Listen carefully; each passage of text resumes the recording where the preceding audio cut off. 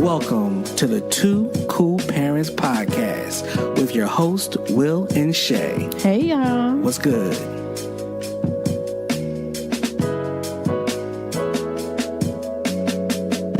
Our podcast is for the cool but corny in all of us. CBC. Like, subscribe, rate, share. Tune in, y'all. Let's go. And we're back. Hey, guys. We're back. You miss us? We got an intro.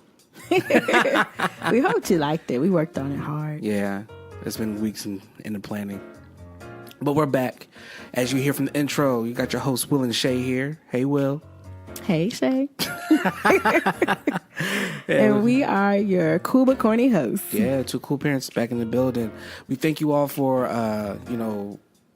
still waiting by the podcast app to hear from us. Waiting by the podcast app. Waiting by the podcast app to hear from us. Waiting to see what we have to talk about. You know, our take on. It's all Will's fault. It's not my fault. Everything is It's not Will's my fault. It's not my fault. He just wanted to perfect the intro. I just want to look. If you're going to do it right. You know what I mean?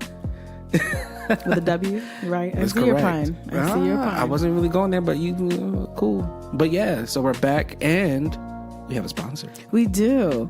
Today's podcast is brought to you by G&Co Apparel. It's the premier men's accessory subscription service. Each monthly box will contain over $100 worth of 4 to 6 dapper accessories, such as pocket squares, label pins, tie bars, and more for $28 a month. Each box will be completely coordinated by the members at G&Co and easy to style, making it simple to dress to impress those around you. Every other month, we partner with Black-owned businesses to retain the Wakanda effect and keep the Wakanda forever. And keep the black dollar circulating. Not only that, a portion of every sale goes to an in-house scholarship that we hand out every year. We also do custom orders for weddings and special events. Having a special for new subscribers, if you sign up for a subscription today using our special code heard right here on the Two Cool Parents Podcast, DEBONAIR. That's DEBONAIR. Debon, DEBON, AIR, AIR. Your first box is, guess what? $10. Sign up today at www.co.apparel.com. Cool. Thanks. And we're here. Yeah, we got a sponsor, guys. That's what's up. We did work with no work on the work. Listen, we got an exciting show lined up. We got a lot of stuff that we want to cover. Oh, yes. Okay, so let's... So much exciting stuff has happened in our lives. So much. Since we lost our jobs. Oh. Yeah. We've worked harder, I think, than we have at work. We worked harder for our work than we did at work. We did. We've been having fun working on our passion projects. We believe in the 21-90 rule, which is 21 days to make it a habit, 90 days to make it a lifestyle. Boom. Yeah, it's been a way to take our minds off of all the declines that come in. All the declines that come in, like decline here, decline there. You knowing when you're over... Up to 62 declines, babe. Excuse me. You know I track them. Oh, I stopped tracking mine. Knowing when you're overqualified and even when you're at the level of qualification and you're still getting declined, I'm like, who else is out there that has my skill set? But we've been excited. We've been re-energized. We've been reinvigorated in our passions and our projects. We put our heads together. And I think you're really going to love what we've come up with. So... let's kick it off with Will. Like you. No. You've been doing the most work. Go ahead. Oh, thank you, babe. So I have tipped my marketing hat. Something that, for those who don't know, my background is PR and marketing. What does PR stand for? Public relations. Okay. For those who didn't know. Where did you go to school for public Hampton relations? University, the illustrious Hampton University. Scripps Howard. Shout out to my Scripps Howard majors. Hampton Hand. I'm doing it. But so, this part of, and actually it's funny because my original business, it had PR in the name. So my original business name was Ivy Rose PR and Events. But somehow I just ended up focusing on the event side for so many years, almost like 12 to 13 years I did events exclusively and kind of neglected the PR side. Well, now I'm back, my PR, hat on, my Olivia Pope white hat. It's handled and it's handled. When I say it's handled, Will can tell you, I've been handling She has. everything. She has. So if you haven't had a chance, check it out. The webpage has been relaunched, www.2coolparents.com. You'll see our new webpage is now social media integration. You're able to pull it up right there. You can check out our latest episodes, even our blog, monitored by yours truly. That covers a bunch of the stuff that we've been Vlog working is coming on. soon. Vlog is coming soon. We've got so many great things, merchandise, just a lot of great things. But that's kind of where my hat has been. So I reestablished my company. It's now called L-E-L-L-E Alexandria. It's actually named after our daughter, London. So for those who don't know, London, L. You can also spell it E-L-L-E. L for girl in French. It is. That is exactly what it is. I like fancy. like to say I have a Chicago flair, and for those who don't know, a lot of PR houses are based, PR advertising marketing companies are based out of Chicago. Chi-Town, what up? So I've rebranded. I've got a whole host of new clients that I'm working on website design, social media design. I'm teaching myself Photoshop, just trying to make myself a little bit more marketable and be able to charge the rates that I know I'm worth by having all this expertise under my belt. The exciting part is I get to be creative all day. Get them. And that's the best part. I get to set my schedule. I love waking up at dark 30 when my child wakes me up. But I get to plan out my day based off of how, what the rigors are, and I can be flexible. So if Will's like, hey, babe, we got to do some housework, I have time to do the housework now. There it is. So please, if you haven't checked me out yet, check me out on Facebook. I'm on Instagram at L-E-L-L-E Alexandria, Alexandria. And on Instagram, I'm at _co. And on Facebook, I'm just at L Alexandria. Boom. And my website, of course, is www.lalexandria.com. And all that will be posted in the notes on the podcast. So Absolutely. You'll be able to hyperlink yourself and just copy and paste. And please follow. Yeah, so if you know anybody that's a business owner that's, that needs a website. Near or far. We're in Philadelphia area. Or you area. just want to redo your social media page because you just like, I want to do some of the crafty stuff that's been going on. Like if you haven't noticed, I've started a puzzle Instagram feed on my L Alexandria page, so you'll see the pieces as they come. They all fit and connect together. Oh, look at That's you. something I could do, for your own purpose. You do it for me? Thank you. All What right. haven't I done for you, William? And on to William's project that is like 90% mine. It's not What do you 90%. do? What do you do? What? Oh my gosh. Let's talk about your project. Okay, so let's talk about the marketing side of it. All right.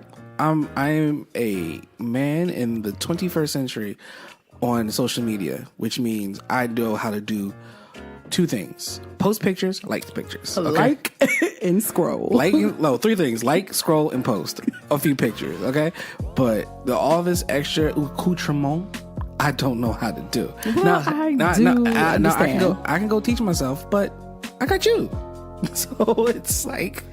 So just so you guys know, Will is getting this all pro bono at the moment. However, I will be put on the payroll. You will be cutting me a check at some point. Right now, you're on the because you have right now. Right now, you got room and board, so You know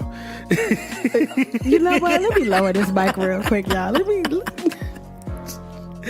we need to step outside real quick? I mean, I'm gonna lock the door I behind share you. this house with you too. This house? This what? This house with House? you. What you watching? HGTV in Canada? House? House. Their accents used to kill you. But anyway, we're off topic. We'll talk about your amazing rebrand. I'm so excited about this. That's why I've been devoting my time to my husband. Hey. That's supposed to be my dramatic voice. Did it work? No. All right. So for those who know, I've been doing custom suit clothing for almost 2 years going on, and it has been a passion hobby of mine, and I'm really stepping into it to become its full on business and my full name behind it. So, especially with my full name, That's a drum roll. well, before we get to the drum roll, so the business was formerly known as Kingsman Clothiers. And where'd you get the Kingsman from? And it came from, one, the movie Kingsman, Secret Service. But They were tailors. They were tailors, they had their own thing on there, and it was Kingsman, but I changed to Kingsmen on mine, a little change up. But I feel like it didn't really sit well. It was too commercial in a sense, or something with the name. It just didn't feel like luxury brand for me. It just felt like, oh, Kingsman Clothiers. All right, cool. Now, don't get it twisted. I enjoyed everything I've done with Kingsman Clothiers. It was my first real venture into it. But then I said, no, I need to really change up and put my name on this. Like, if you look at Ralph Lauren, granted, Ralph Lauren's last name really isn't Lauren. It's not. It's not, but, or the Tom Ford. Where did that come from? It's his daughter's name. It's his daughter's name. Really? Yes. I never knew that. Yes. Like Alexandria. Yeah, Yes. I love that. So Lauren is, Shout out to Ralph. It ain't Ralph, though. It ain't Ralph though.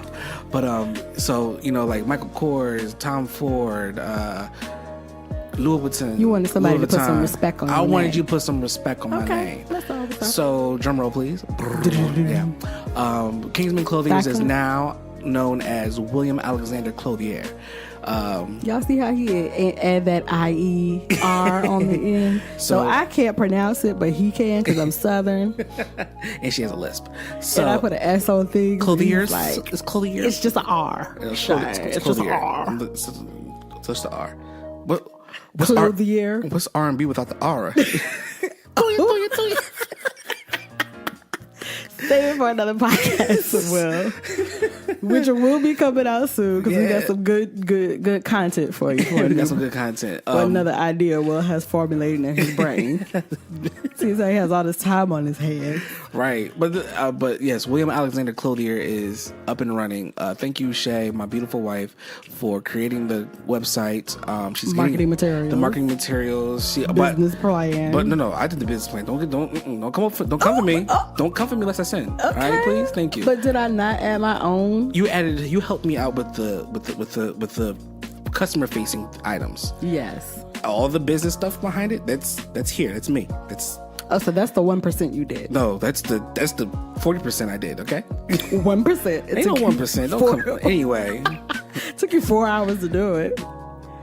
Cause so we'll get into that in a second. Don't. So I'm coming back because you carried me. Talk about this ain't my house. It is your house. You allow me to live here. I mean, I am not your child. I can lock doors, I can too. but you don't know where the thing is to unlock them. What thing? There you go. Oh my gosh. How you gonna eat? I can just get a You hot can't plate. eat, but you cannot make breakfast. You will be starving. I can make breakfast. I can make breakfast. I can make good. We're getting off topic. Go back. You're right. So yes, William Alexander Clothier is up and running.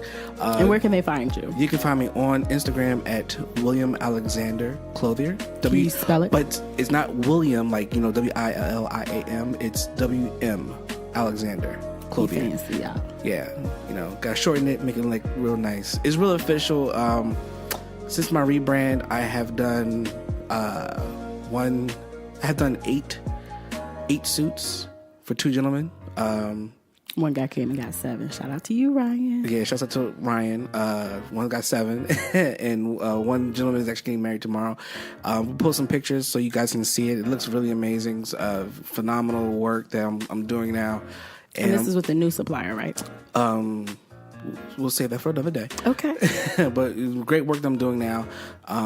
You guys will see hopefully soon a storefront coming. Hopefully claiming it, beginning of 2019, by the end of 2018. Praying for investors, to come through and see and understand what I'm doing. And what makes my business different is I'm not just an online retailer, like Indochino and those other places and stuff like that. Like you got to come to me. We talk. We have an understanding. I get a good feel for you. I understand what you're looking for in a suit. I measure you. We have that rapport, so that now when you come back to me, you understand that what you have now. I'm educating not just men but also women. We do women's now. Women's line. Whoop whoop. I'm still waiting on my collateral for all the work that I've done. Anyway, so Don't put it on wax. Put it on wax. But yeah, so again, just please support. Right now, I have a 15% off discount going on up until November 15th, especially for gentlemen who are looking to get their homecoming jackets or any type of nice, fall sport jacket of any sort. Holiday season, especially for the New Year's. New Year's is definitely coming around. And also for anyone who's looking to start something up for in the Philadelphia area, especially, I know that every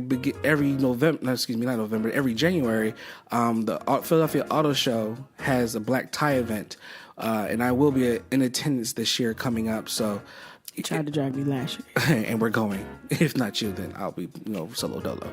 But I was about to say, who you taking? I said solo dolo. You can take London. That's their name, solo dolo. You should see the eye roll. But anyway, y'all, I just wanted to say, but please, I'm proud of you. I'm about to give them the website. It's wmalexanderclothier.com. I am so very proud of you because you Thank have you. put in a lot of work, a lot of thought. Your business model is impeccable. I love it. It's great, and I'm proud to be the woman behind the man. Thank you. The woman behind the veil. Mm-hmm. The Bible says when he finds a wife, finds a great thing, good thing, awesome thing. Amen. So this is my So thing. go support. We need your support. Bring clients. We need you. Yes. I travel for the most part down 95 right now. If you're West Coast, right now I'm kind of hindered. We ain't there yet. But I will be there. But, if you're coming back out East Coast, I definitely would love to take care of you. New York, what's good? I can come up. Or I prefer if you come down because, a little more fresher air down here in South Jersey. Philly. Fresher air. Philly, come over this way. Delaware, come on up. Maryland, come he on ain't up. driving across the bridge, y'all. He bougie. I've done too much driving for this business, and I understand going to the business, but I'm pretty decked out. For the most part, my man cave downstairs is becoming my studio. So we are claiming it that we will have a storefront to be able to do, our meetings and things like that, and we've already been in the works to put that in the plan. So stuff is coming. We're really stepping on this entrepreneurship bug right now, and going full to the wall with it. I feel as though that us going back into corporate world is kind of far from sight. And I know on a few episodes ago before, I said I would never drive Uber or Lyft. Guess what, y'all? I'm driving Uber and Lyft. Gotta make money out here. And he's having so much fun doing it. I am. So many cool people. The funny part is, I'm having great conversations with people who like to talk. And, I'm hearing some wild stuff on the phone from people who have some wild conversations. That's for the indigenous population of Philadelphia. not just them. Some people just have some wild conversations. Doesn't matter who. It's just people.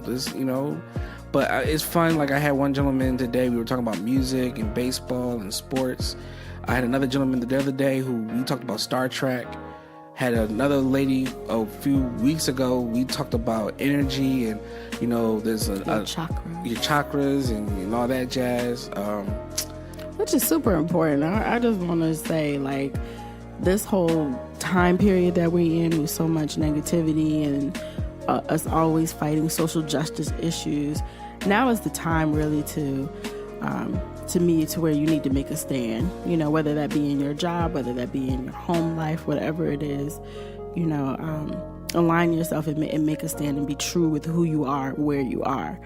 Will and I have faced different challenges that we have in our lives, and through it all, we have acknowledged and said that this is who we are in this process. That doesn't mean I'm not changing, I'm not growing. It just means this is where I am right now. And I think that's important to understand, that you are exactly where you're supposed to be when you're supposed to be. I don't believe that there are mistakes in life. No, you're absolutely right, because you can make a mistake, but there are no mistakes in life. There are no mistakes in life, and everything kind of sets itself up the way it's supposed to. Mm-hmm. And I believe that we're getting these declines because something better and greater is coming. Oh, of course. So, and I mean, don't get it twisted, y'all. A lot of pain and heartache and fear we feel. Don't get me wrong, we stressed. Don't get it twisted. I've been stress eating. I'm heavy. Don't get it twisted. But I ain't gonna lie, that smoked... Well, Mercury was in retrograde. But that smoked cheese stick I had today was pretty good. I ain't gonna hold you. You did. but no, it's a lot of stuff that we, like, you know, we're worried about. Scraping by. And we're scraping by. And we sometimes just look like, how did that get paid? Or how did this going to happen?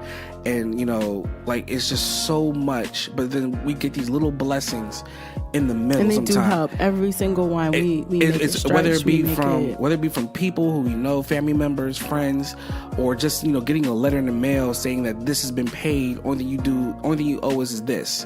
You know, we're just like taking every piece and being truly appreciative of everything.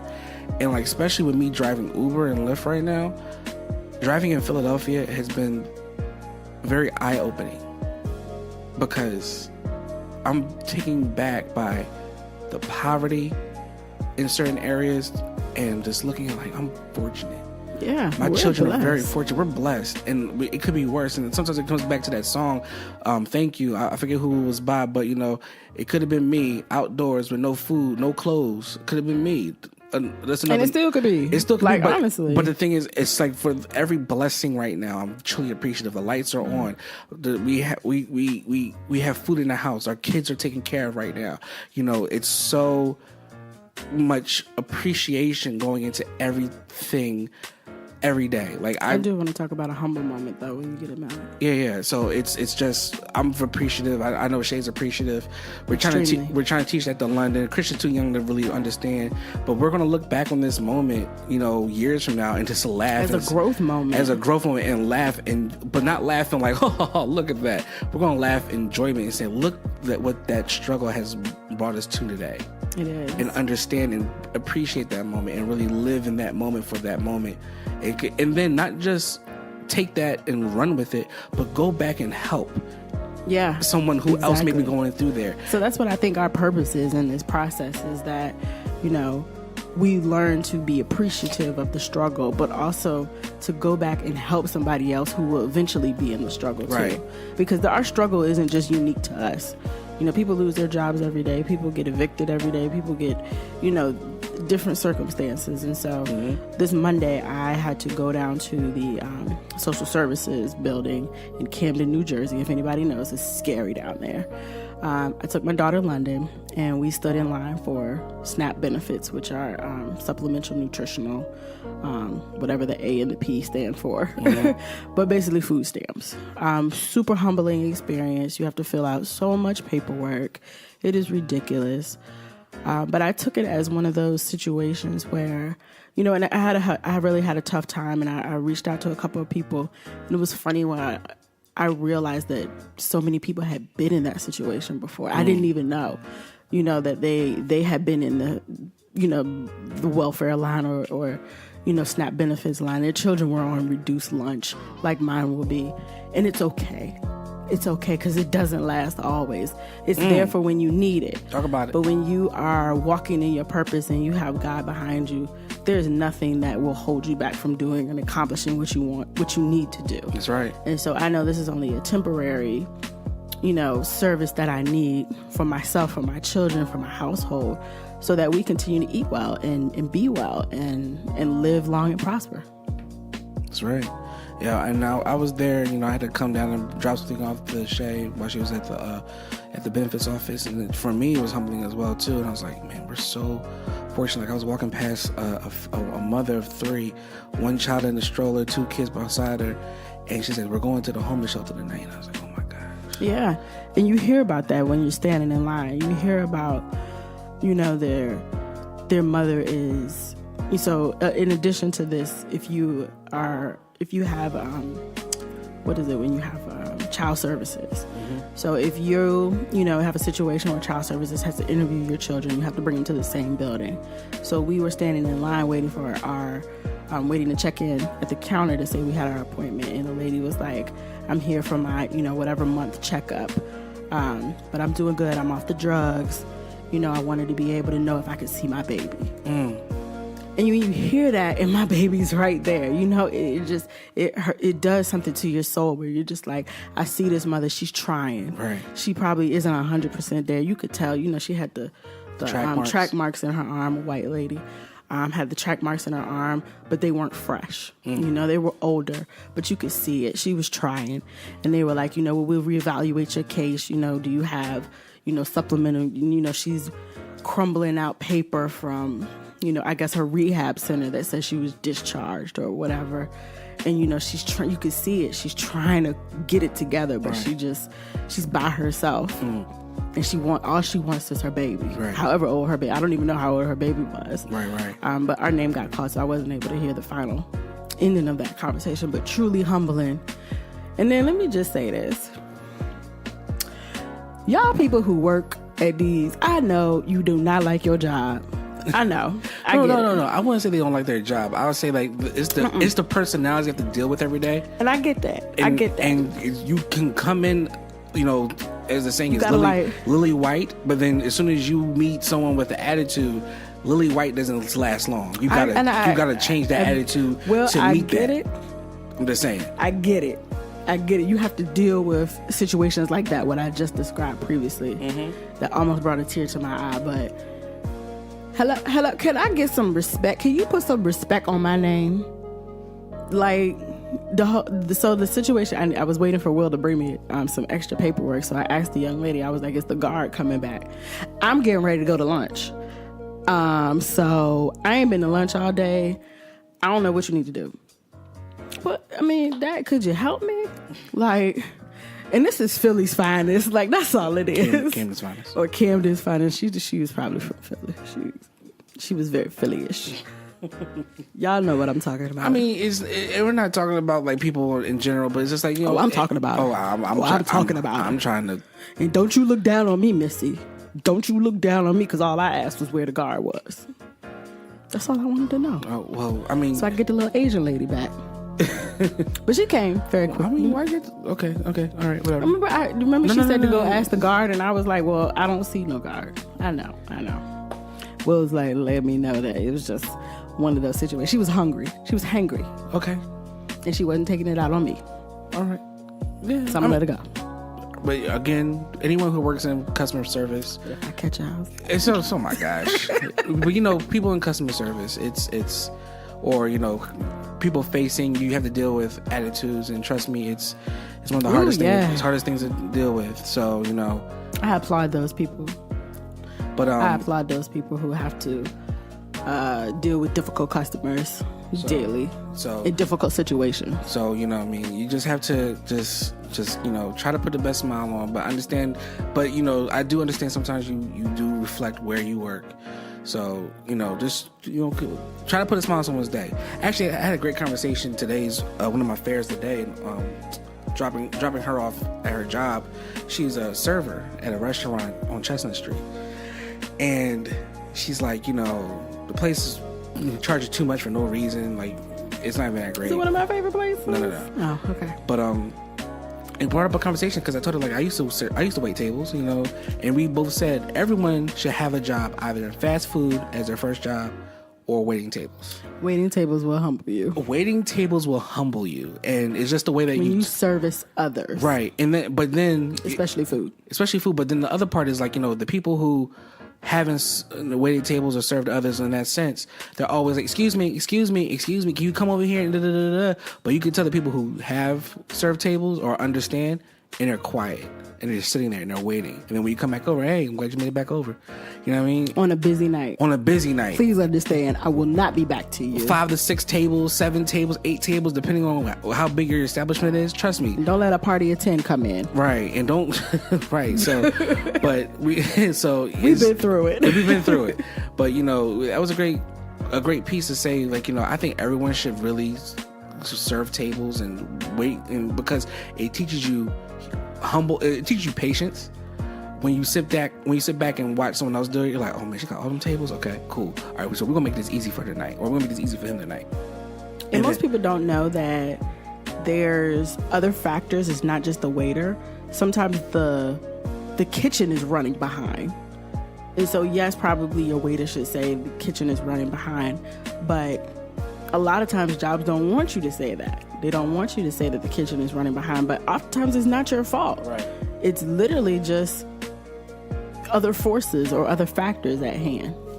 It's absolutely correct. So, I mean, everyone just be patient. Like, I'm very polite if I go to like a fast food joint, especially, I'm giving McDonald's customer service that I would get from Chick-fil-A.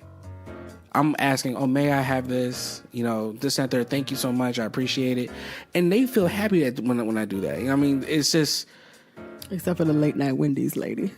No, even with her, I'm nice with her. Oh, she's nice? I'm nice with her. I'm nice with every time I go. Because you're kind of short. Because you're doing my food. I'm just nice with everyone doing that. That's how that goes. Okay. So maybe you had a better encounter. I'm always... Is it me? It's you. It's me. It's you. But I'm a Southern. I'm sweet. You bougie as hell. You be like, excuse me, hello. Hello. Excuse me. I did. I'm like, yo, wait.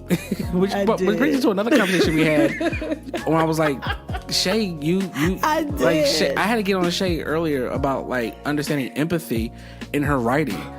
And I'm like, she's like, no, you gotta boom, boom, boom. I'm like, I understand that, but like certain instances require empathy. Like, I'm not saying like you need to, oh my gosh, here you go. I want you to understand what they're going to read and understand where they're going to go with it in their head. Because if you're just hitting boom, boom, boom, boom, boom, you write very analytically. So, my previous life we know in corporate America. Yeah. Mm-hmm. If somebody sent me your email, you had to read them their right. Their rights. So I corporate read for a living. I know that. I will come for you corporately. But then sometimes I have to go back in and like, oh no, add this, add that, add that. Okay, cool, we're good. Straight, let's go. Will is like, you know what it is? Will likes adjectives. He really does. He likes description. I want you to know that I'm clapping and stomping and snapping my fingers as you're reading. It's like, look, bam, ha, gotta go. You know what? Bop, bop, bop, bop, bop. Will is that person who wrote a 2-page paper in 3/4 of the pages because of, this. No. Adjective. No, nonetheless. Furthermore. In conclusion. In summation. He's one of those people that says secondly. I do. See, that's what I mean. So my style of writing is to take out the fluff. I have been conditioned to take out fluff. And I'm conditioned to say, look, we got to add a little fluff here. We got to make them... I've got enough fluff, Will. I don't need to add anymore. We got to make them feel good that they're about to do this. So... okay. But I struggle with that, though. But I'm not just saying in writing, Shay. I'm saying like in general. I know. I struggle with small talk. Like, I'm terrible But you almost bought us a house, like but that wasn't small talk. That was business. Oh, okay. But like when clients reach out and they're like, hey, I'm like, what do you want? I'm not finished yet. The thing is, about that, yeah. I'm the opposite way. Like, why are you calling me? I don't need you to be calling me right now. But that's also your business acumen. I'm like, why are you calling me? Because you're friendly. I am. And you are like just call me for anything. I never say that. I don't say call me for anything. I say, hey, reach out when you need to. Call me when you have questions. Don't. Read the website. Call me when you have questions means don't call me. My translation, but people go, I guess it's Mr. Translation. Just crosses. Two ships that pass in the night. Yeah. But I mean, that's that. So let's see, what else we got to talk about, babe? So we had date night, even in our midst. We were afforded a luxury because we had purchased our tickets in advance. For Dinner en Blanc Philly. Dinner en Blanc Philly. Philadelphia, which, by the way, is one of the second largest dinner en blancs in the country. Mm-hmm. This year we hosted, I think it was 5,500 or something, upwards of that number. Yeah. In Philly, this is Will and I's second attendance to the All White Affair. So for those who don't know, Dinner en Blanc is a yearly, I guess you could call it picnic party for invitees only. And the money doesn't go to a cause that we know of. No. Technically, it's for you to purchase your ticket and to be able to wear all white and lug all your stuff across on a hot day, depending in on the summer, and take it across somewhere, rain or shine. I'm not complaining. I actually enjoy it. I do too. So, but to all those who say, "Oh, why do you?" What's the cause? To tell them. So it's subscription only. So you have to know somebody to get in. So somebody has to be a member of Dinner en Blanc Philadelphia in order for you to attend. And how that works is when you become a member, you're then able to Dinner en Blanc sponsor Philly, someone. but Dinner en Blanc. Whatever city you're in. Yes, Dinner en Blanc, any city. You have to know someone to get you in. Exactly. So it's very exclusive, so to speak. However, it wasn't exclusive this time.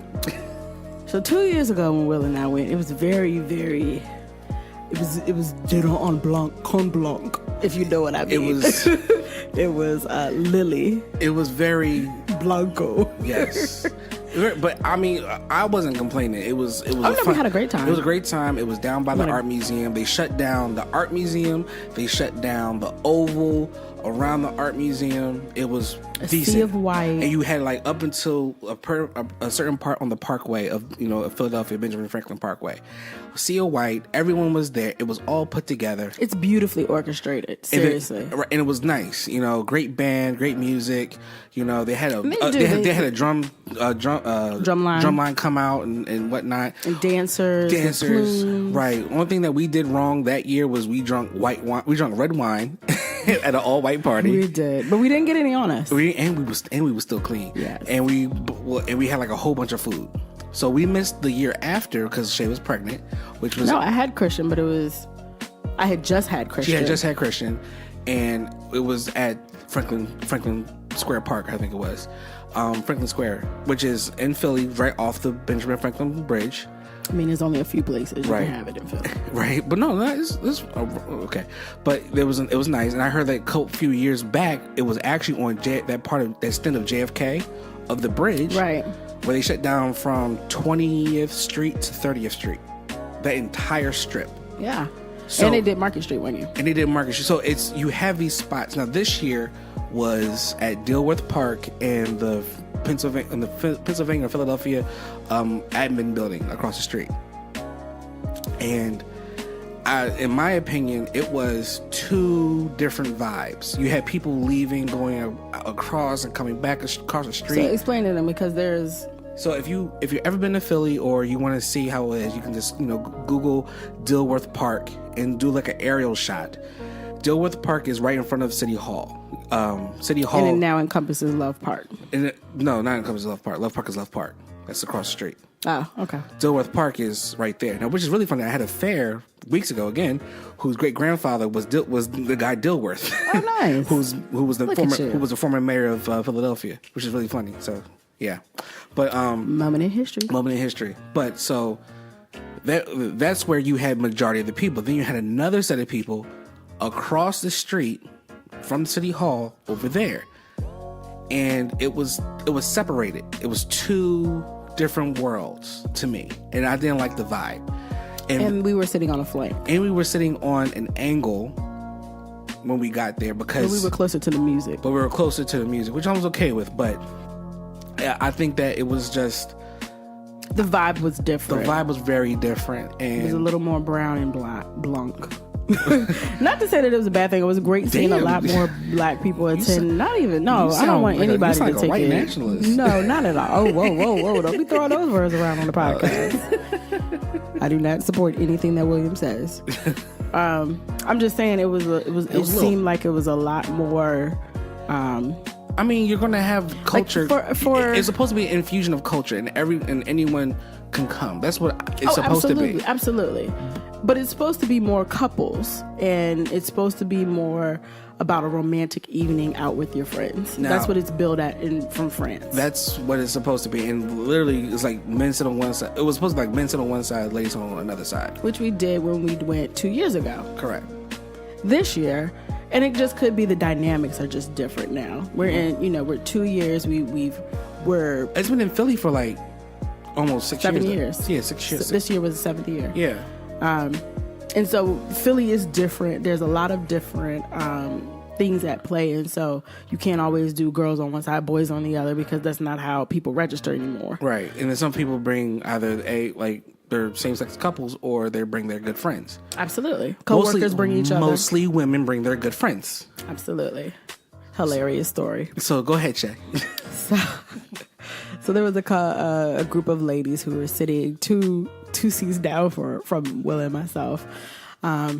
And I guess they didn't realize that this is not an event to pick up single men.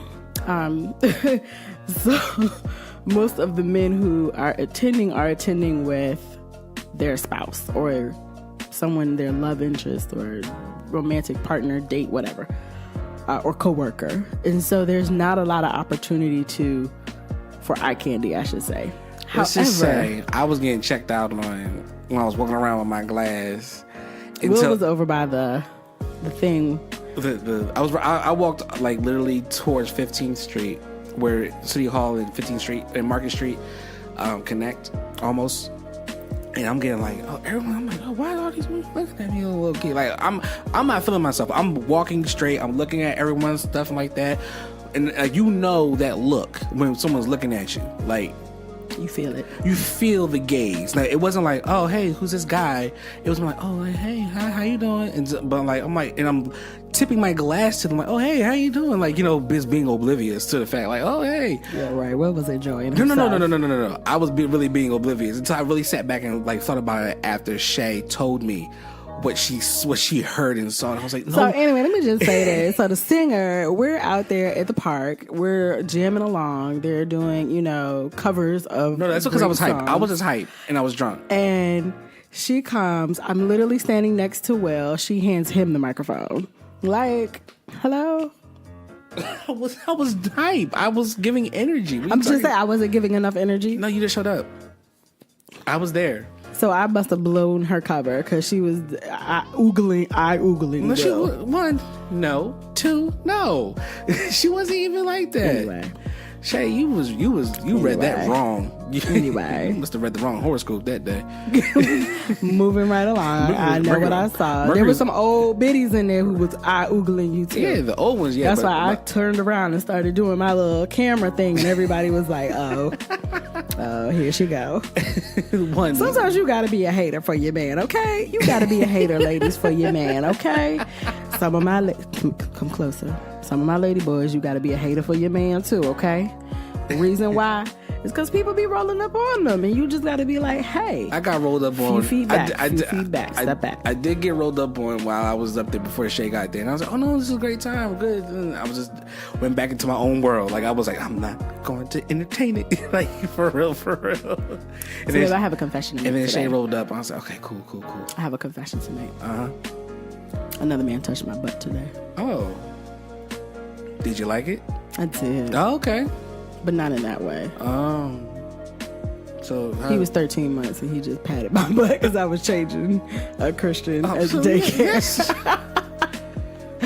So Christian's daycare. He was like, goodbye, Shay. Boop, boop. Goodbye, I was like, Shay. wait a minute, I'm married. Goodbye, Shay. So basically, moral of the story, if you're attending Dinner en Blanc in any city and you're looking for a single man or a single lady, well, technically you can find a single lady. You can find. Fellas, if you going, don't Do go. Do fellas go with fellas? Nah, I don't think so. No? I know men unless bring they're together? Unless they're together, but I don't know. I mean, like, do straight men bring... I saw a few, but I don't, but they roll with like, yeah, I think they did. Did they roll together or did they roll with their girlfriends? I think some of them rolled together. Because you told me about a story about a man who picked up his girlfriend, dropped off his other girlfriend, and went to somebody else's girlfriend's house. What was this? Didn't you tell me he was like... Who are you talking to? Okay. Anyway, moving on. I thought that was one of Will's stories. No, he has a story for everything. This one time in Bucharest, So anyway, we missed DC. We decided not to go to DC. But we will be at Dinner en Blanc, New York. We missed Paris. We wish we could have went to Paris. Yes. It no longer stings. I'm over it. Good. But word on the street is that there's a new place popping. We're not gonna give it to you yet, but because we're going to see if we can make a miracle. We're going to try to pull a miracle off. Right. Towards the end of this year. It's right around Will's birthday. I'm about to be like hustling like Girl Scout cookies for $10. It's not even Girl Scout season, Will. I'm supposed to go out of season. February. You gonna steal some of the boxes that's up there? No, that's what you do is, right? You buy. No. Would you do that to the Girl Scouts? No, think about it. What you do is you don't resell them. No, for real though. Listen. Sell a half off. No. I can sell a half off. What you do is you buy a whole box, right? Just to buy boxes of them, right? No, Miss Robin still got boxes. You just have boxes of them, and you wait until they're out of season. And then you be like, yo, I got them Girl Scout cookies for $10. I'm done with you. The Girl Scouts already made their profit. Now you just doubling it. And you're like, yo, Yeah, but it's a national organization. You can't make a profit off of that. yes, you can. Anyway, I want no parts of this. Y'all hear me? No parts of this. What you mean? Anyway, moving on. No, for real though. Hey, look. Would y'all do it? So, if someone do it, and I'll do it too, and we'll make some money. Like, we'll buy a whole bunch of boxes, hold on to them for like a couple months, wait till the cookies are gone, and then bust them back out. Like, yo, I got them Girl Scout cookies. But why when you got Haagen-Dazs ice cream? That's the flavor. $10. But they ain't the cookies though. But some people are lactose intolerant. Anyway, you got an answer for everything, Will. Everything. Oh my gosh. Some people are not gonna like ice cream if I can say, yo, you got some Coke, you got some warm. One of that Thin Mint ice cream is good. Yo, you got some warm coffee. I got some cookies to go with it. $10. Coffee and warm cookies? No, like you got the coffee. which No, would be Will. No. hot. No. And then you got some Cookies and milk. Cookies and milk. Some people like to have like a Thin Mint with their coffee. Who knows? I don't know. Who? Somebody. No. Somebody. That's nasty. Somebody will. I do like mint flavored coffee though, or tea. So there you go. Boom. But not a Thin Mint Someone's gonna do it. or Samoa. Ooh, Samoa and the What is it now called? Caramel Delight. It's Samoas. I went to the girl and I was like, "Can I get a Samoa?" She was like, "I'm sorry." I was like, "A Samoa?"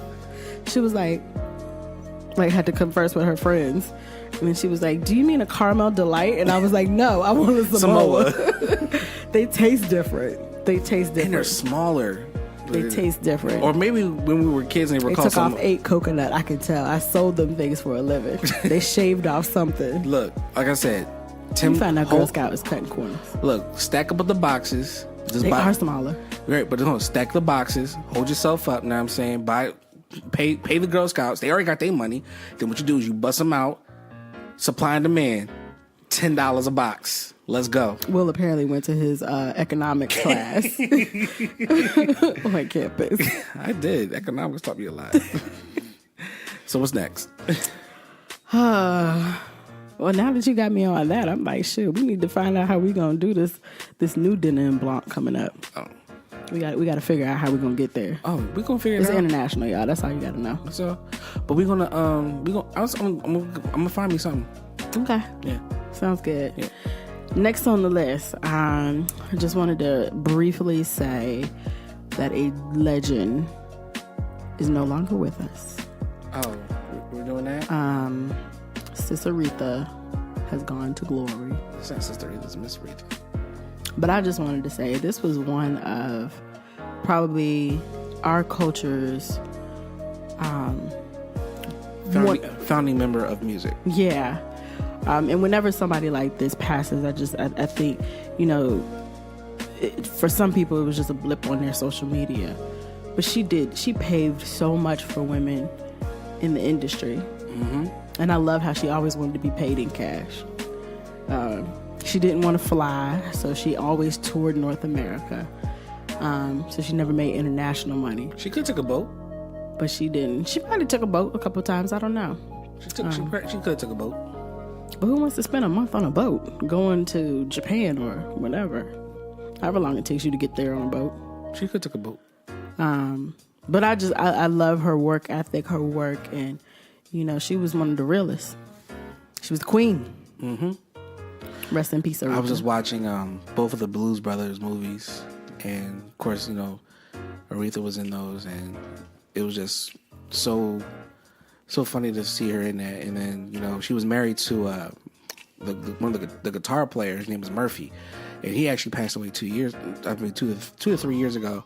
And I was like, oh man, granted, like they were married in the movie, but I was like, she gonna be with her movie husband. Yeah. But it's just as a pillar, we're getting to that age, y'all, where we're going to start seeing a lot more of our pillars of culture within Black culture. Our founding fathers, really. Founding fathers, if you will, or like who was the baton was passed to. Or cultural icons. I mean, Cultural Diana's icons. still there. Smokey's Tina still there. Still there. Smokey, Stevie. You know, you have there's a lot of Motown Diana. acts. There's a lot of Motown acts still around. Absolutely. So we just gotta put a hedge of protection around them. Try to see them while they're still in concert if they go out. Let's try to encourage Absolutely. them. Let's try to encourage them to come back out and like, look, give us a tour, give us I mean, if not a tour, a performance somewhere, live stream it. We want to see it. We'll watch it. Nita, we talking to you, boo. Yeah, I think she's still on tour. I think she's finishing up her farewell tour. I still want to see her. I don't think she's coming up this way. Nope. No, that's sad. But yeah, so please, but support these acts. Support, These are go back into the classics. crates. Go back into the crates. I was just listening to. A lot of people are sampling these songs. I was or just have listening, sampled. or have sampled. I was listening to Aretha, and she had this one song called "Young, Black, and Gifted." I said, "That's a perfect song. That's a perfect song for now." Love that song. So if you haven't heard it, go listen to it. Go back into the crates and definitely jam out. Like Aretha has a catalog. She does. A collection, and she has some great. She wrote some great songs. She had some great writers write her some great songs. So please go back and listen to them. I love Aretha. Talk about how she held it down for the plus size girls for over 4, 5, 6, 7 decades. Like she won't know skinny blip. She was tall. She was Amazonian. She was she tall? She had height on her. Oh, okay. Yeah, if you look back at some of the stuff back in the 60s and in the 70s, she had some height on her. Yeah, I have to check it out. But definitely, Aretha, we miss you, we love you. Thank you for the music and thank you for the memories for the music that it brought. And yeah, it's cool. What else? So I wanted to talk about, Will has us kind of our meat and potatoes of today's episode. Will had us today watch a show on Netflix called Stay Here, Makeover, Make Money. And it's basically, if anybody has watched HGTV, you know about Property Brothers, Love It or Listed, those kind of shows. This is kind of Netflix's version of that, where they fix up rental homes and then put them back on the market, brand spanking new, so to speak. And it got me thinking, where we as Black Americans, or just as Will and I, can build wealth and be able to do things is to invest in a rental property. Location is key. And I took some notes from the show, but I love the fact that just small little nuggets, like take 10% of your first night's rental on special little goodies that are local or custom to the area that you have your rental property. Like something like that just makes me feel so good. It makes me think about the opportunities that we have, especially when we're talking about travel abroad internationally and looking at rental properties internationally. Now, there's definitely challenges dealing with, especially if that's not your first language, or you're dealing with a whole nother set of cultures, economic barriers, so to speak. But how cool would it be to have basically a rental property in paradise? Right. I think that's an HGTV show too. I think that's what House Hunters was, or is. Yeah, House Hunters. But they have House Hunters Island Edition, yes. And that's them they buying. They had one on Martinique. I've been talking to one of my big homies, and he was telling me about this on the Yucatan Peninsula. Tell him. Iberian. Is it Iberian? No, it's Yucatan. Iberian is Spain. It is. Correct. Yes. Thank you. Yucatan is Mexico. We can totally do Spain now. No. No? You don't want to do that? No. Okay. But they're a bit racist over there. Well, cartels or racism? I could do with the cartels. I watch enough Narcos.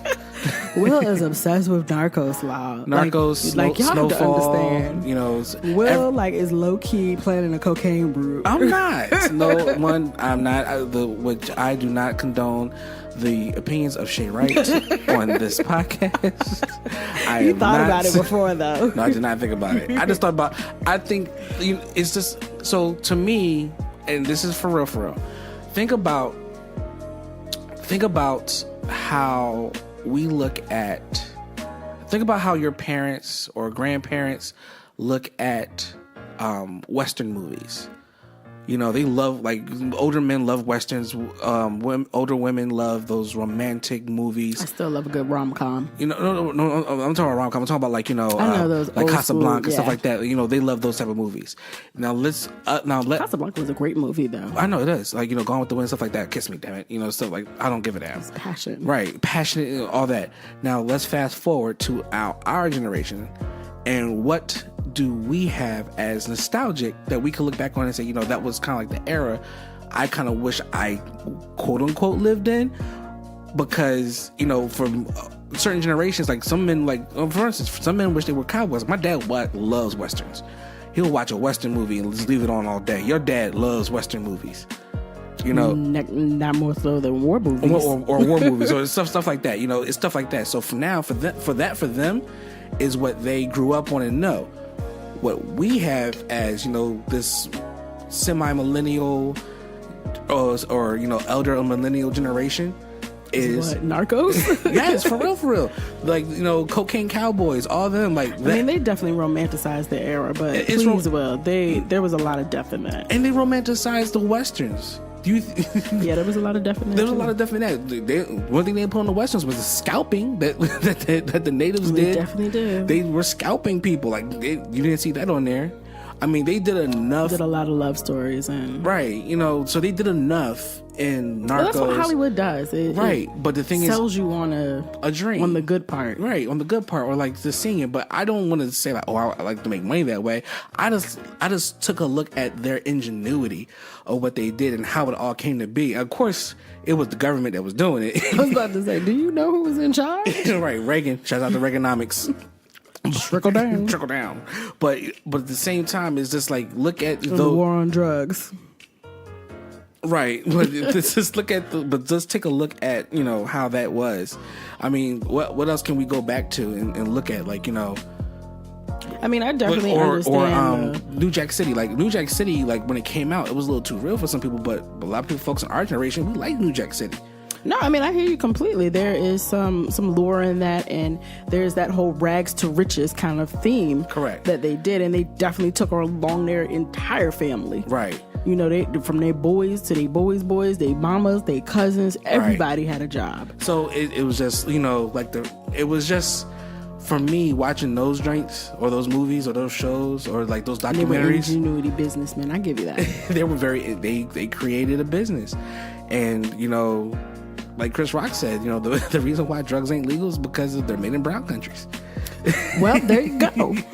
That's the only reason. Yeah, but, I agree. But, you know, so legalize weed in New Jersey. They actually are. They're talking about doing it. We vote on it in November. We did vote on it in November. No, we vote on it this November. No, they're talking about legalizing it for recreational use by the end of September. Nice. Pennsylvania has medical. Like, I mean, marijuana is about to be legalized. Period. Yeah. It's like it's coming. It's coming. It's a multi-billion-dollar industry that you're not tapping into just yet. Absolutely. I think most people have said that. Philip Morris if they is ready. just tapped it and taxed it like everything else, like they did with alcohol. They tax tobacco and they put so many chemicals in that to. Oh, it's terrible. Right. Alcohol, tax it. You know, if you put a tax on all those drugs, I bet you won't have any problem. Well, that's what we've all said. Why don't you just tax it? Just put a tax on it. Now, I don't know about the opioid crisis because that's a little bit different. No, but tax it. Tax what? How do you tax pills? Easy. Don't make the pill. Tax the plant.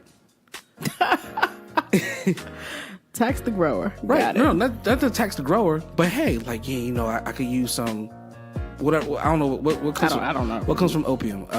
What's heroin? No. Oxy. Right? Oh yeah. So oxy comes from the opium plant, right? That's the pharmaceutical companies who are loading the government right now. Right. So what you do is they don't want to be taxed. Right. They don't. But what you do, you know, there's 6 of them right here in Philadelphia. I know. GSK, all them down there by the waterfront. Yeah, they're all by the waterfront. The guy jumped that one. The guy jumped that truck somewhere else. I was like, wait a minute. I came across a job application. I was like, I don't know if I necessarily want to work there, because yeah. But no, what I'm saying is, pharmaceutical companies are the new banks. They are. They are the new banks. What's the first thing in a crisis that people run to? They don't run to the bank to go try to steal it. steal money from there. They go to the pharmacy. What? Think about What are you it. talking about, Will? Who stampedes the pharmacy? In any type of zombie movie, any type of Oh, they do. apocalypse, You need medicine. You need medicine. The first place they go to is a pharmaceutical company. You do. Pharmacy spot. You do Rite Aid, Rite Aid, Walgreens, all that. CVS, all those. But they aren't the pharmaceutical companies. It's the pharmaceutical companies that make the drugs. And that's the thing. It's like, so just so people are like into this now.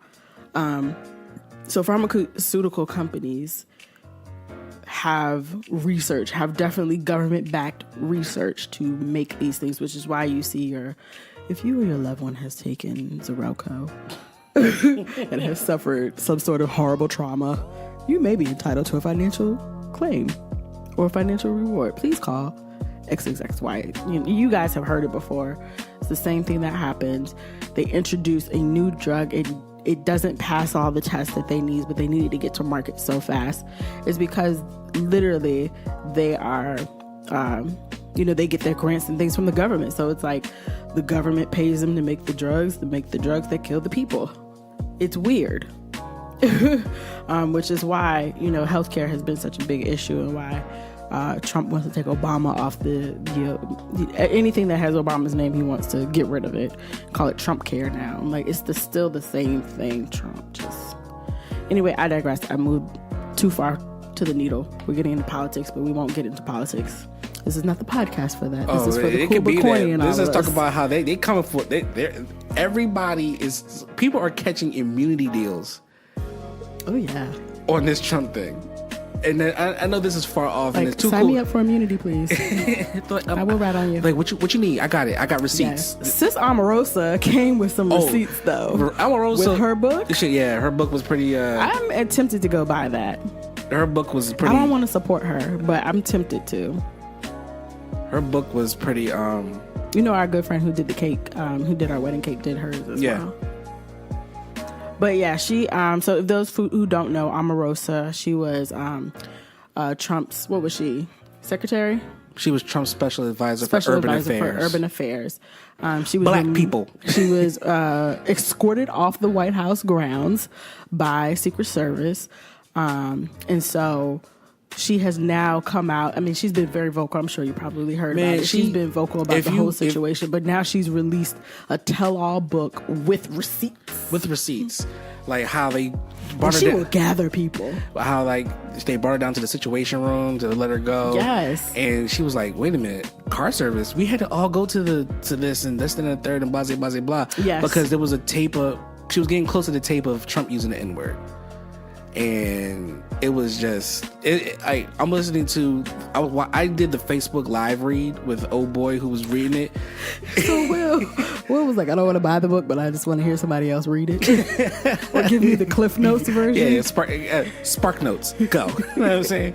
But he did a again, back to that paper I was telling y'all about. Will is just like, I need the fluff part. Yeah, just give it to me. Just give me that way. But he I was like, okay.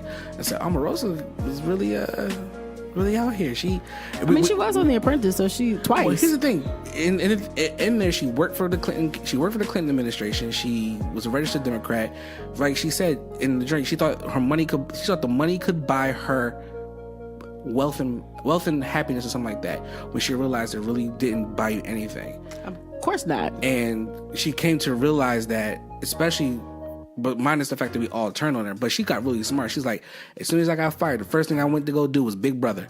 Yep. And it's like, I'm on 3 days a week with cameras in front of my face before the government can come get to me. There you go. I mean, she's a very smart girl. She's smart. Girl. I mean, she went to Howard. You know what I'm saying? Did she? I didn't know that. She's HBCU. Okay. She family. But I mean, listen, I'm all for a girl and her coins. Listen, if I'm never going to stand in the way of you and your coins as long as it doesn't affect my coins. And she's never affected my coins, so I'm okay with her. But it's called Unhinged, an insider's account on the Trump White House. She goes into, Mueller's probe and all about what's going on. And I mean, if you really want to get into it, I don't want to go into too much politics. But I think what she says is kind of important.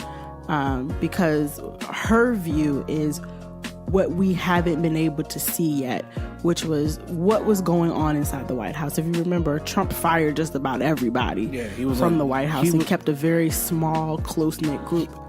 But now it's unraveling, it's unfolding. Oh, yeah. And this is the first account, word for word, literally in her book, of the things that were going on. And to me, I don't feel like she has anything to lie about it. Well, this is from her view. Remember, the first book came out from that one guy, which it was a hot take for about 2.5 weeks. I forgot about that book. He released the first one, but Omarosa was like butt buddy with this guy. Yeah. And it's like, okay, now this is a chink in the armor. This is like, oh, it wasn't the one that took down the administration, but this is one that really, it was a bomb set off inside the administration for that. Absolutely. And now they're trying to leak that one.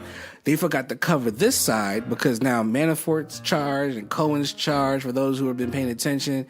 And shouts out to Fox News for not posting none of this stuff. I'm watching MSNBC, CNN, ABC News, NBC News. I'm all over the place with it. BBC and Fox News is talking about faith in Hollywood. So let's just point out that they're not trying to let their viewers know that, oh, they messed up. But the other part is a lot of GOP members are about to be catching a lot of heat for this because they support him. And actually, the first two members who supported him have been indicted for using campaign money and something else with the SEC, I believe it was. Right. So this stuff is starting to unravel, and it's starting to come. We're building a case the whole entire time, and I'm just waiting for it. And Omarosa said she will testify. Oh yeah, at the trial. I did want to say that I sided with her, especially when Trump called her a dog. I feel like nobody should go through that. They did that to Michelle Obama. They called her a monkey. They try to discredit you when you're speaking the truth, and they label you as different things. Is she, should she be taken out? Her name be taken out of character? Absolutely not. She should never be called anything other than her name, Omarosa. Especially if you treat someone with the utmost respect and try to treat them with respect. But some people just don't know how to refer to you and talk to you, and that's how you know the true character of an individual. And we've seen his character because clearly, at any side of adversity, he goes to name calling. All right, he goes name calling, and then he starts saying, and I got tired of watching him, so that's why I stepped away. But then as soon as a lot of this Omarosa stuff started picking back up, I picked up back up from where I left off, got caught up with what's going on, and I said, okay, cool. And then all of a sudden, boom, here goes Cohen, boom, here goes Manafort, and I'm like, yes, it's coming. And then very soon, like it's about to be a wrap. It's about to be a wrap. We're going to see what's going to happen with this. And, this administration has not done the best for its people. For the people of this country. White, black, brown, doesn't matter what color you are, your ethnicity, you are an American, you are a human Absolutely. being. And the administration is supposed to be a reflection of the country, a reflection in the sense of, not the sense of color of their skin, but in the sense of the color of the heart, the sense of the heartbeat that they are, what's ticking. And honestly, God, truth, I would run for office, especially after what we've been through. Because I can say I've been in the trenches. I've done this. I've done that. I've told you should. You definitely should. You have that gift. I would just say, as always, my chief of staff, campaign I will manager. be your first lady. Thanks. I have a role as first lady.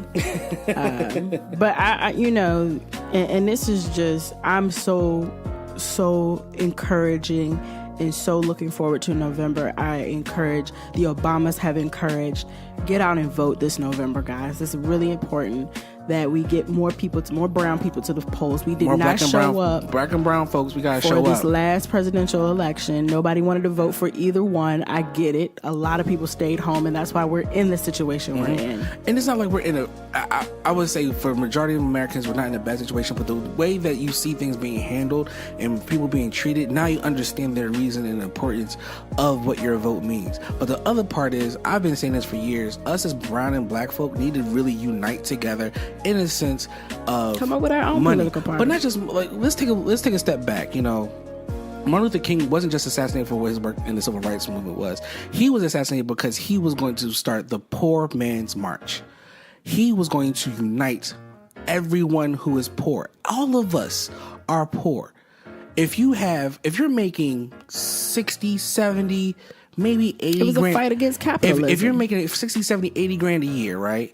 your take home net is somewhere 20 to 30 some odd % less than what you're making at gross. So, of course, for those that don't know, gross is what you make before, net is what you make after expenses and all that stuff is taken out.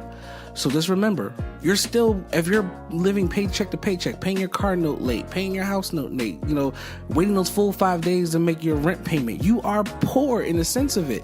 And that's what we have to unite as. If there's more of us than there are those millionaires and trillionaires and billionaires and all that.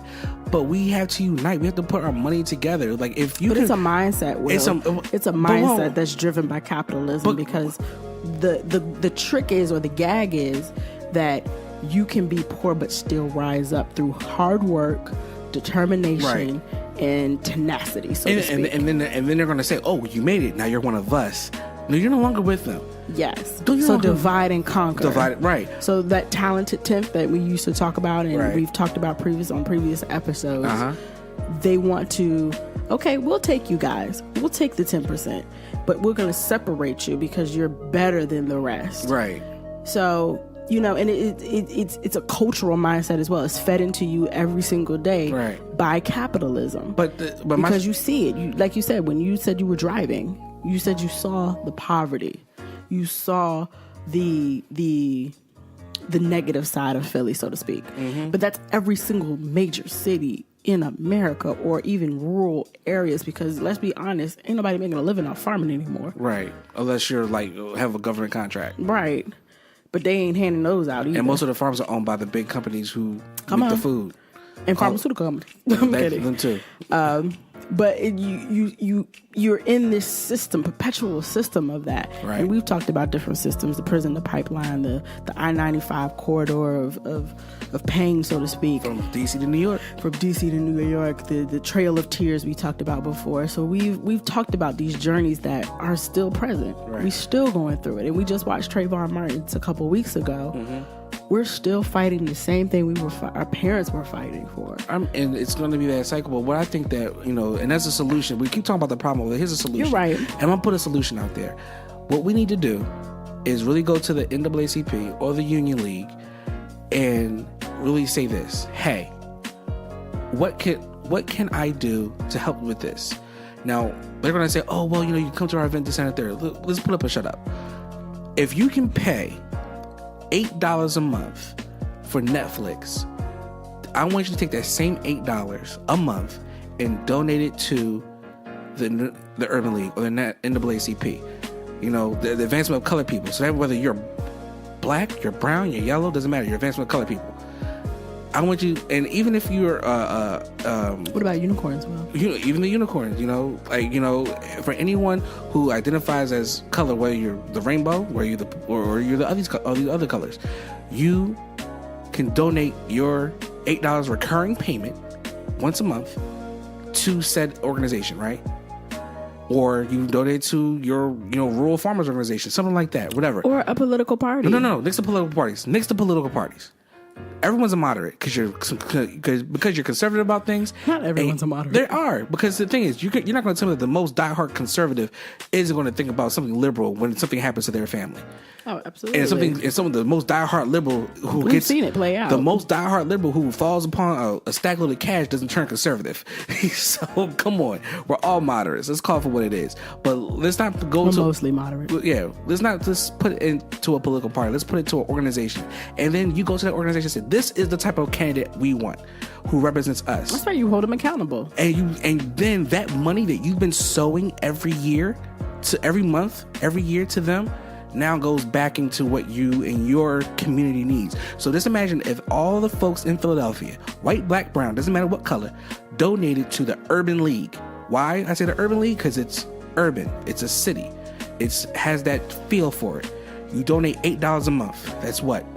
6 million, just around 6 million people. $8 a month, whatever. You're going to come up with a couple $2 billion. Now you have people who are running come out and talk to your individual groups and say, this is what I run on. This is what I stand for. With your backing, $96 million, almost $96 million. That's a campaign right there.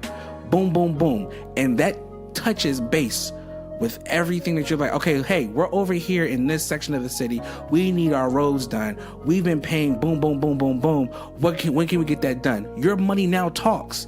Absolutely. The vote's great, but the money gets stuff done. And that's the only reason why the Republicans are able to do the things that they're getting done, because they have the money behind them. Now, don't get it twisted. Democrats have money too. There are some very wealthy Democrats, but I'm talking about us as everyday people will now have a voice if we say $8 a month. I feel like, honestly, everyday people need to be more involved in the things that happen in their lives anyway. Correct. We are trained to see. Hold on, well, we are just trained to focus on the immediate walls. But guess what? We need to understand that as a body, our schools matter.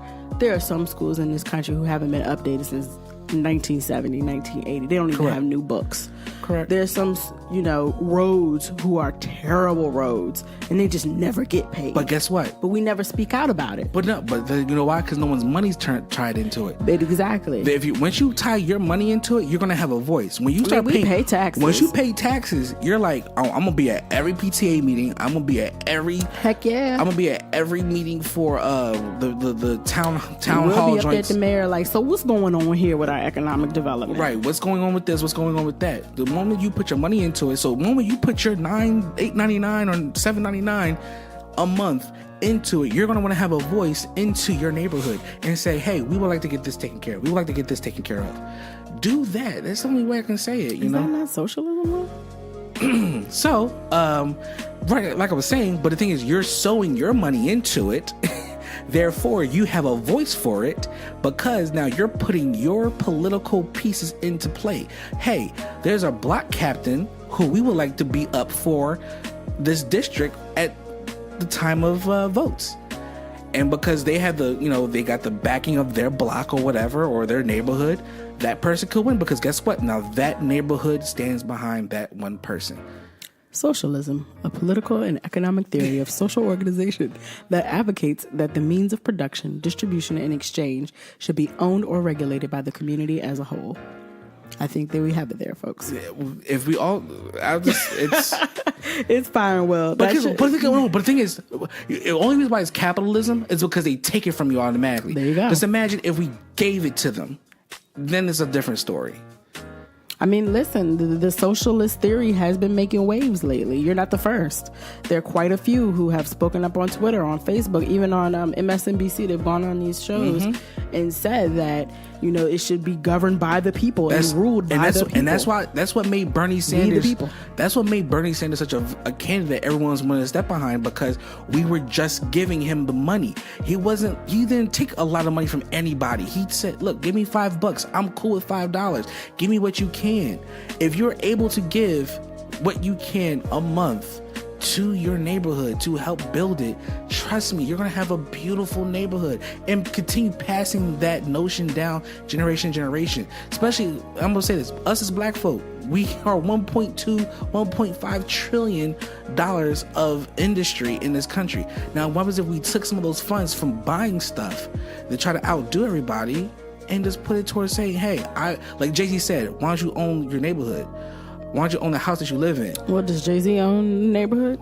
Jay-Z, he can. I don't think so. He can buy one if he wanted to. But the thing is, he's concerned with his own life. Oh, but he said it on 444,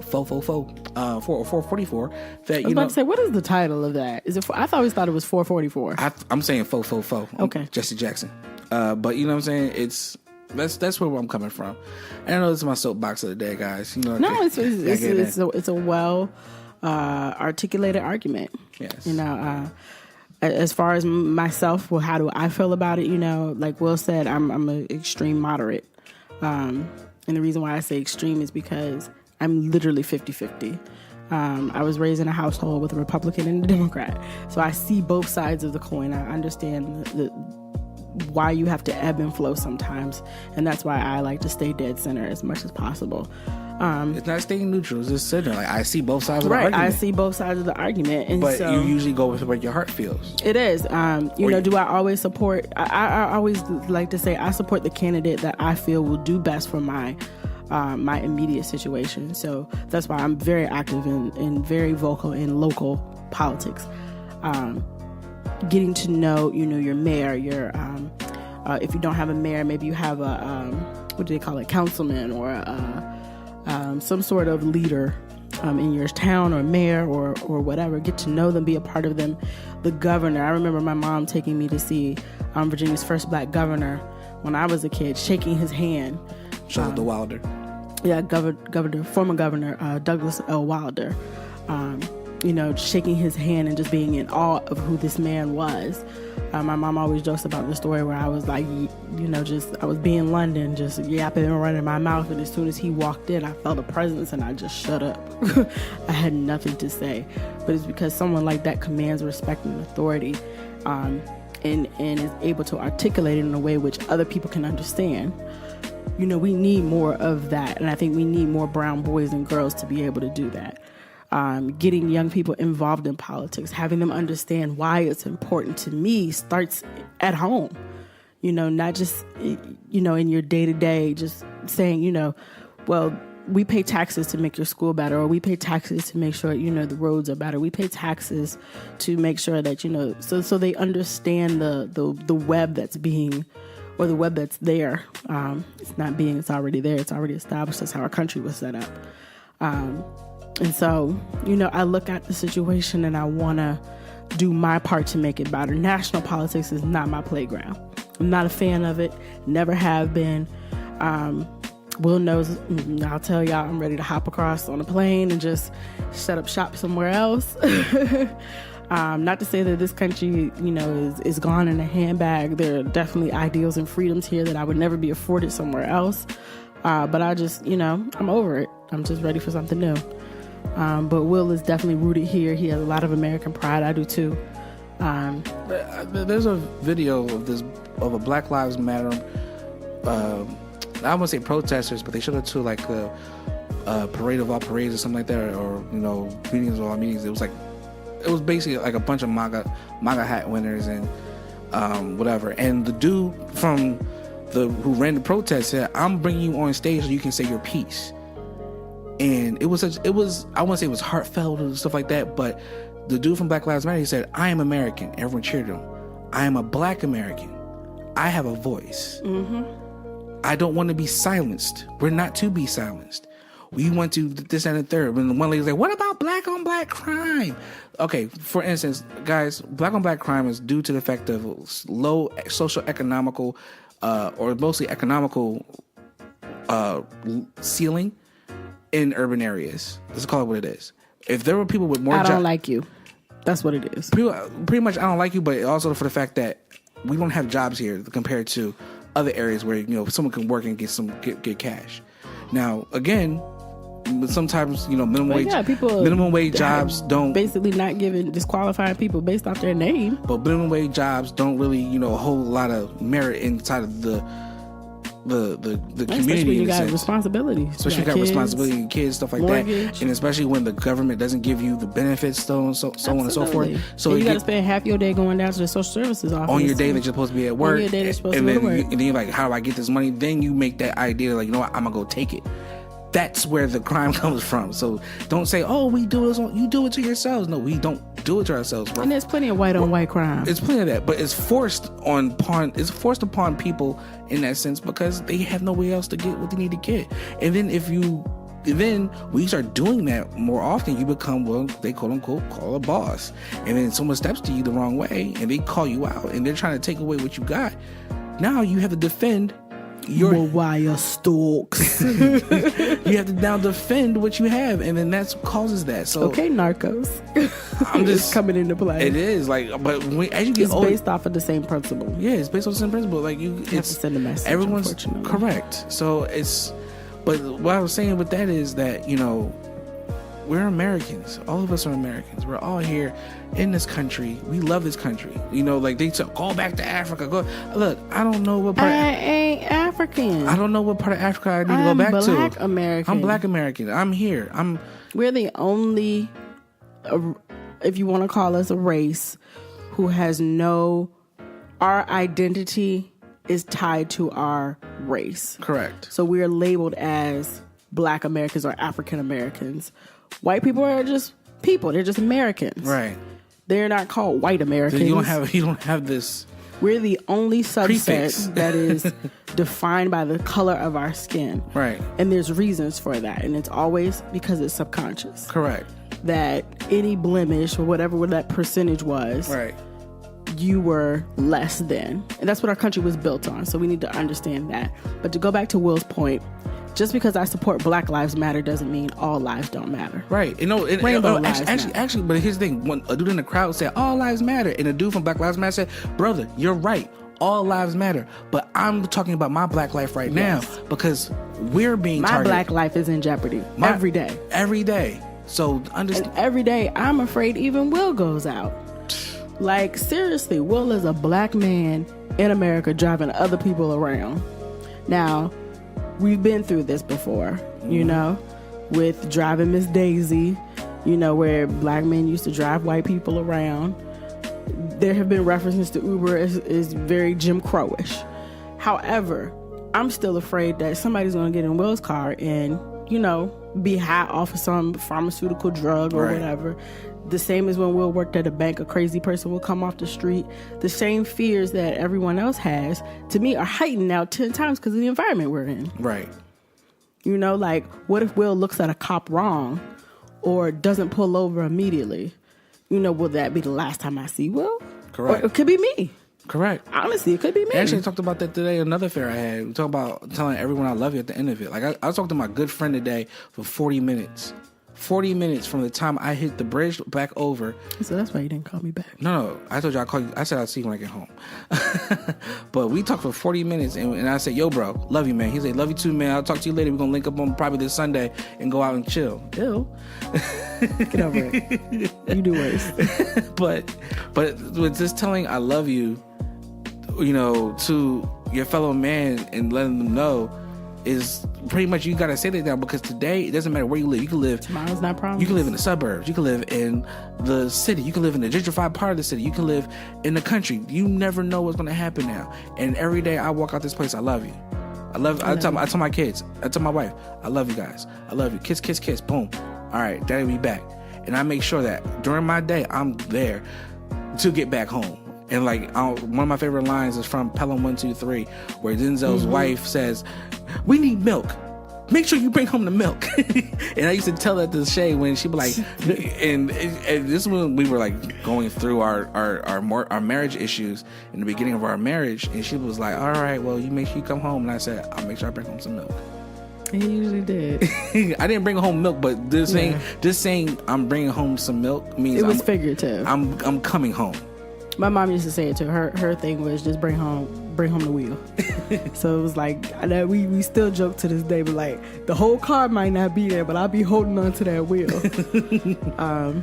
And yeah, I mean, that's the reality of the world we live in. And to bring it full circle, you know, as parents, that's the world we have to teach our kids to live in. Raising a black boy and a young black girl, you know, we have to tell them, like I'm teaching London right now to be in control of her emotions. She's got to learn how to, you know, not lash out, not to act out, not to, you know, do things that would unfortunately draw this type of negative attention to her, that would, you know, have an adverse reaction if she was in the face of law enforcement. So, you know, I'm trying to teach her to control her emotions, not to bottle them up or, you know, suppress them or any way, but just to learn to master them. And that's honestly a lifelong lesson. You know, we all have things that we're good at and things that we're bad at, vices and things like that. Some people are better at handling different situations. We all deal with stress differently. We all deal with stimulus differently. So I'm just trying to encourage her to work through hers, especially as she's going to school. Because I'll be honest with you, I don't want her to get labeled and put into one of those classes where they're like, oh, you know, your daughter has a behavioral issue because... She doesn't have a behavioral issue. She's bored. She needs stimulus. Absolutely. She needs something to help. But now she'll have ADHD or something like that. And I'm like, she doesn't. She doesn't. They try to say I had ADHD for years. I just need something else to do. Yeah. She's a master at drawing. Like, London drew today, and I'll show you Will. I'm going to post it up on the Instagram page, but she drew the Earth. She drew Africa. She drew a satellite with a trajectory towards Earth.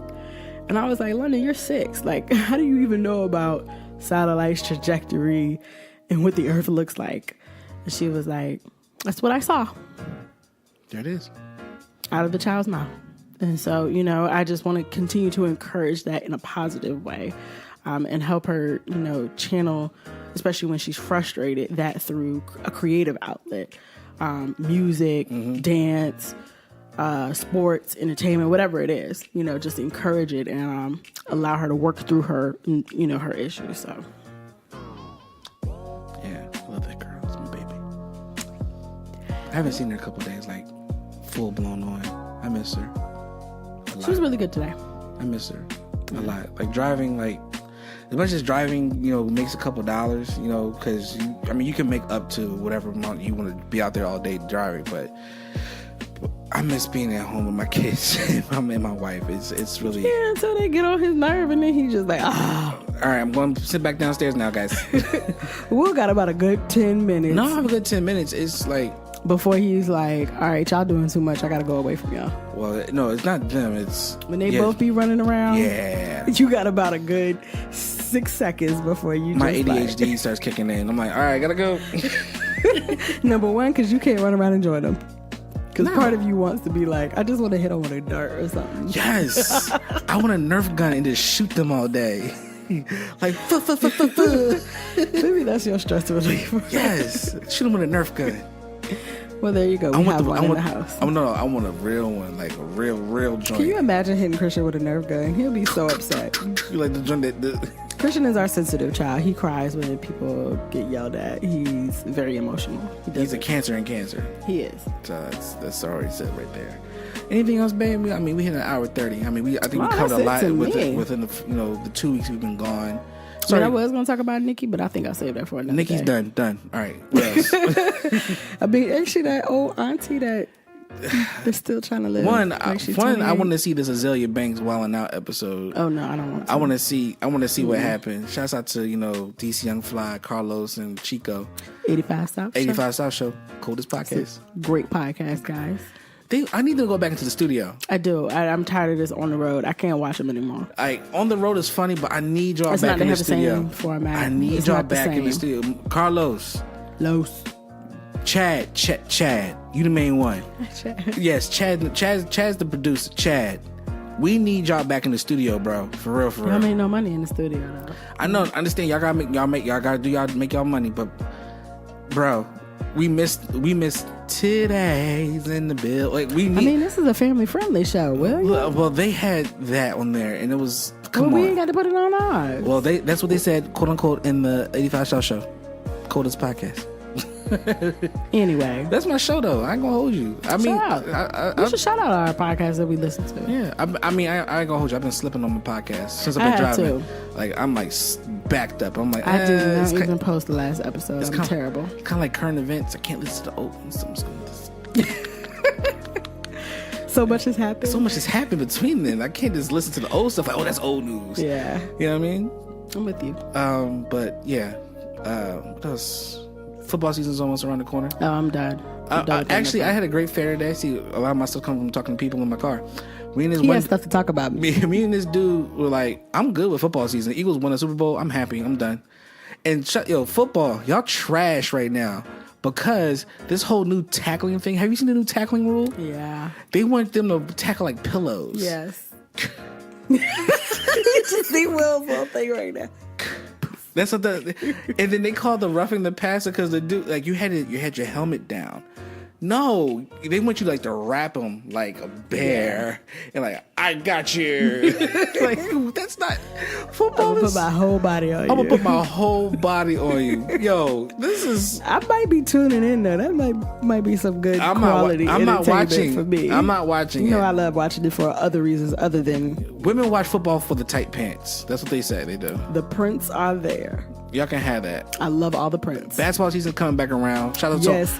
Shout out to to all my 2K players. listen, we about to be out here. ladies. It is sweatpant weather coming up. I felt it a couple of days ago. I was like, ooh, y'all know what comes out with the sweatpants. Who you looking at in sweatpants? Some prints. Who? It don't matter. My It don't print. You look at matter. my print. Just like you look at all the sundresses that be flitting up and down all the streets. I be looking Hey. at all the prints. Okay. Ain't nothing wrong if he got his print out. I'm done with sundress season. Why? Because women smell like straight sweat and like perfume all together now. I'm like, this is too Well, they much. walking. They That's why. walking. They get in my car. I'm like, oh, you smell like Outside. outside and like you smell like outside black Y'all and mild know. and perfume all together. Listen, there is a distinctive smell called outside in the black community. For those who don't know, Outside. it's when you smell like you've been outside for too long. I'm waiting for someone to come out with a fragrance called outside. I don't want that. I don't want that. I want to know who's I gonna don't buy want that. I What, don't want that. what you got on? Yo, I got that outside smell They on, dog. outside, oh. I smell like outside. You smell like you've been outside. Oh, that would be such a good bit to put on a. I should be a comedian, not really, but I could be a good writer. I'm gonna tell it to my guy who's. Listen, a we've comedian. been holding these people for so long, babe. Let's just wrap it up and So tell much. them to have a good week. Yes, have a good week. Have a great. A Memorial Day's almost around the corner. A Memorial Not Day, Memorial Day, Labor Day, Labor Day, the unofficial close of summer. close of summer. School's back. Ooh, ooh, ooh, ooh, ooh. School's back. School's back. School's back. Someone's excited. No more London. No more. Boy, we still got like 2 weeks. It's a long 2 weeks. It is. But it is. If you're, for those who got back to school, hopefully you take advantage of the back to school sales. You've got all your kids' school supplies list done.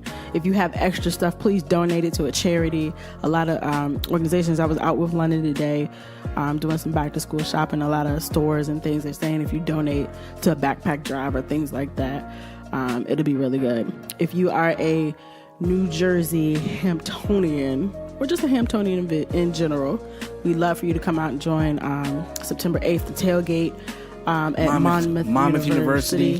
Where is it? Monmouth, New Jersey. Monmouth, New Jersey. We're taking on Monmouth University. Hampton Pirates will be in the building. We won't have the band, but we're going to be out there strong. We're expecting upwards of 200 people to come up, from students from Hampton and alumni from across the tri-state or quad-state area, because we're including New York in this. Okay. So New York, Jersey, Philly, Delaware. Well, Philly's like a state in itself, but Pennsylvania. I was about to say, wait a minute, you named a city. Well, it's because down here in this tri-state, shout out to Philly, Jersey, Delaware, because that's like the tri-state. Nothing else outside of Philadelphia. Yeah, because I didn't know that Pittsburgh was like in a whole nother state. Yeah, Pittsburgh is in the state of Pennsylvania, but that's not. Because the Philadelphia and Pittsburgh have a rivalry. I never had a rivalry with people in Pittsburgh. Well, apparently people in Philadelphia do. I don't know why. They don't like the Pittsburgh They're Steelers. like 8 hours away. Why you have to beef with them for? Because they're in the same state. That doesn't make any sense. I agree. That's why I don't live there. Well, But anyway. listen, guys, we hope you have enjoyed today's show. Seriously, we apologize for being away. We're going to get better at doing this. We'll be back more. We'll try to do weekly episodes with more content. Be on the lookout for the music podcast. I'm not going to give the name yet because it hasn't been solidified, but it's going to be pretty dope. I'm talking to my good friend, DJ Apollo Black, about it. We're going to come back and give you guys some good content. Just know that we're going to just pencil me in for the hip hop conversation. It's going to be a lot of hip hop. Okay. I'll join. It's gonna be a lot of hip hop. I'll be a featured guest. I'll come with my skull. But not just like hip hop mainstream. We're gonna dive into like alternative hip hop stuff like that. So be on the lookout. We're gonna dive into the samples. We're gonna go back in time. We're gonna go forward in time. We're gonna stay right here in the present. So definitely be on the lookout for that slogan. Did you just do the what you call it? Aha! DJ Clue? Jadakiss? No, remember. DJ Clue? So earlier during one of my fairs. Well, oh my gosh, let the people go. Bye. Thank you guys. No, I did the DJ Clue. DJ Clue. Ha ha ha ha. Clue. There's a storm. There's a storm. Illuminati.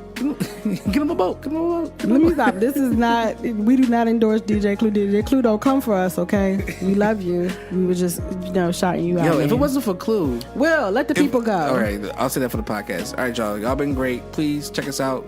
Two Cool Parents. Subscribe, rate, share. Invite somebody else to the podcast. That's your homework for this week. That's your homework. Why? Because why do we give you? Shout out to Pastor Ted. Because you got homework. That's what he tells us every day. At Shout out to church. Pastor. Shout out to Family Church. We love you guys. That's it. Is there anything? Yeah. If you're not following us, you can find us on social media. 2 Cool Parents, the number 2 Cool Parents podcast on IG, Twitter, Facebook, and our website, 2 Cool Parents. Yes, and ELLE Alexandria.com, which will be in the notes, and WMAlexanderClothier.com, which will be in the notes. All right, y'all. Peace. Peace. Peace. Stop that before you come for us. All right, bye, guys.